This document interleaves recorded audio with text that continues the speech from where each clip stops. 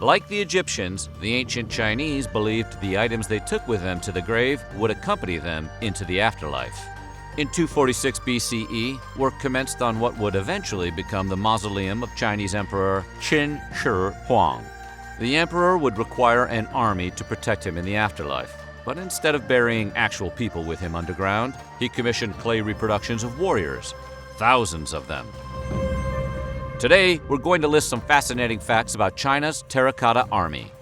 But before we get started, be sure to subscribe to the Weird History channel and let us know in the comments below what other amazing archaeological finds you would like to hear about.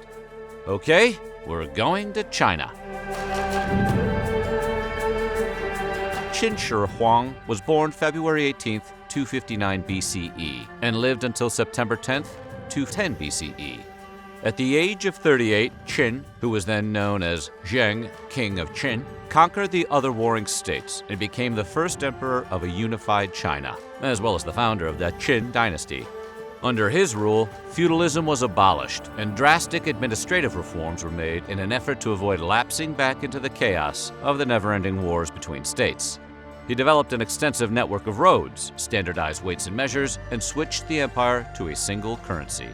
Most significantly, Chinese script was also standardized, giving the entire country, for the first time ever, a single communication system. In 215 BCE, the emperor ordered General Meng Tian to begin construction of his tomb. The project, situated underneath a 76-meter-tall tomb mound shaped like a truncated pyramid, would take 38 years to complete. Being a successful emperor means being able to defeat your enemies, and Emperor Qin was a frighteningly successful emperor. Not only did he defeat armies in 6 different states of China, he massacred them. However, for the ancient Chinese, beating your enemies in the living world was only a temporary victory, and there was a decent chance a guy like Qin might have to face his enemies again in the afterlife. It was this fear that the militaries from the states he defeated would pursue him into the afterlife that motivated him to build his Terracotta Army.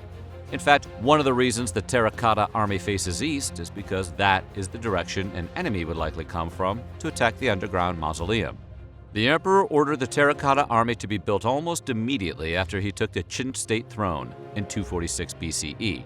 According to an ancient source written by the Chinese historian Sima Qian, who lived from 145 to 90 BCE, over 700,000 laborers spent 40 years working day and night to finish the soldiers and the tomb. It's worth noting, however, that some modern historians have regarded these numbers as highly unlikely. No city in the world had a population of 700,000 at the time, and it's estimated the structure could have easily been built in just a few years by around 15,000 men. Regardless of how many there were, these workers also molded the legs, arms, torsos, and heads for the terracotta figures, which were then assembled together. Modern electron microscopes even reveal grinding and polishing marks that are believed to be the earliest known evidence for the industrial use of a lathe. Needless to say, it took a while, and when the work was finally completed in 206 BC, Qin had already been dead for 4 years. Many laborers and artisans died during the construction. Some were possibly even executed to keep the location of the tomb and its treasures a secret. One of the most incredible aspects of the Terracotta Army is that while laborers only used about 8 different molds for the soldiers, every single one of the 8,000 statues is different and unique in its own way. Each warrior sports his own facial features, which were added in clay, and those who have seen them closely report that one can notice all of the subtle differences the craftsmen included to differentiate each soldier. Aside from being separated into different ranks, infantry, archers, generals, or cavalry, each individual soldier features unique facial expressions, clothing, and hairstyles. They also have varying heights, with the tallest ones, of course, representing the generals. Most of the statues are 5 feet 11 inches tall, but some actually stand as high as 6'7". One of the most surprising aspects of the Terracotta Army, at least to historians of ancient China, was that the horses in the army are depicted as wearing saddles. This was a surprise when first discovered, because it means that the saddle was invented by the time of the Qin Dynasty, which is much earlier than was originally believed. In ancient armies, the cavalry and war chariots were extremely important, and the terracotta steeds, accurate in size to living horses, are depicted as well-fed, with erect ears, wide eyes, and open mouths. Some believe the horses resemble the Hochu horses who live today in Gansu. while others posit they're based off Hutian horses from Xinjiang. Whatever the case, the animals are good at climbing hills and racing and are very strong. In addition to the 8,000 soldiers, archaeologists also uncovered 130 chariots, pulled by 520 horses, along with 150 cavalry horses, most of which were buried in pits near the emperor's mausoleum. But surprisingly, these pits also contained non-military statues.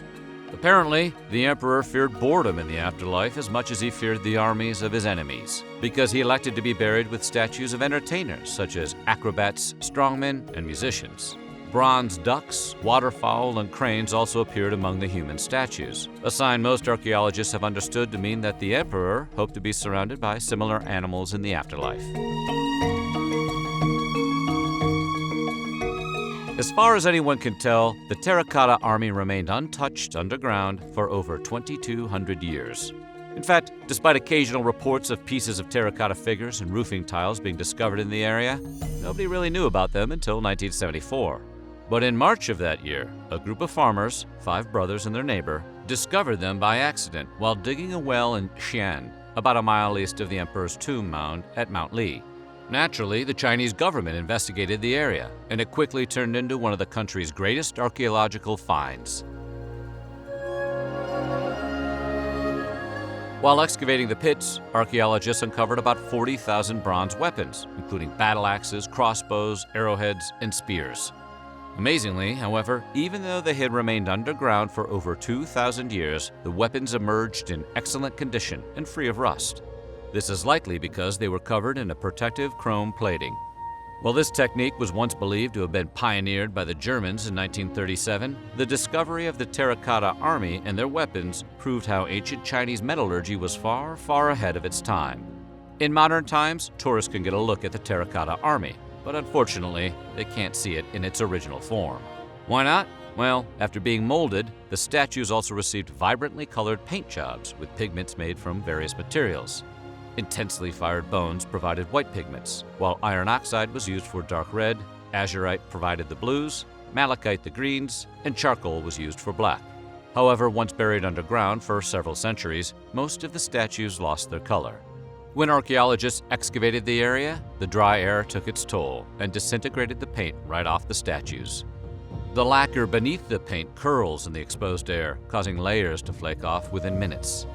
Fortunately, since those original excavations, scientists have developed a solution with polyethylene glycol, known as PEG. This chemical, which guards against that kind of air damage, is now sprayed onto any statue the moment it becomes unearthed. Today, we know that mercury is one of the world's most toxic chemicals, but the ancient Chinese, they considered it to be the elixir of life. In fact, Emperor Qin, in his quest to live forever, ingested mercury pills regularly. Not only did this not help him live forever, it very likely contributed to his death at the age of 50. The emperor's belief in mercury may also mean his unexplored tomb is surrounded by rivers of the metal. Chinese historian Sima Qian even claimed that 100 flowing rivers were created in the tomb and filled with mercury. While his account makes no mention of the terracotta soldiers, there's good reason to believe him on this one. Analysis of the soil in the vicinity of the tomb has shown extremely high levels of mercury. Even though the Terracotta Army was discovered over 40 years ago, only about 1% of the emperor's tomb has been excavated. At first, archaeologists worried an excavation would damage the emperor's corpse and artifacts in the tomb. But the biggest concern today is safety. The rumored rivers of mercury have left archaeologists struggling to find the safest way to excavate the tomb, if they can at all.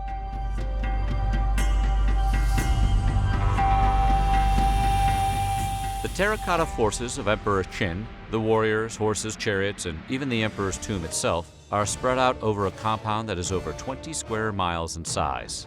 One pit, roughly the size of an airplane hangar, contains the soldiers, a second contains the cavalry and infantry units, and a third holds high-ranking officers and chariots to represent the command center.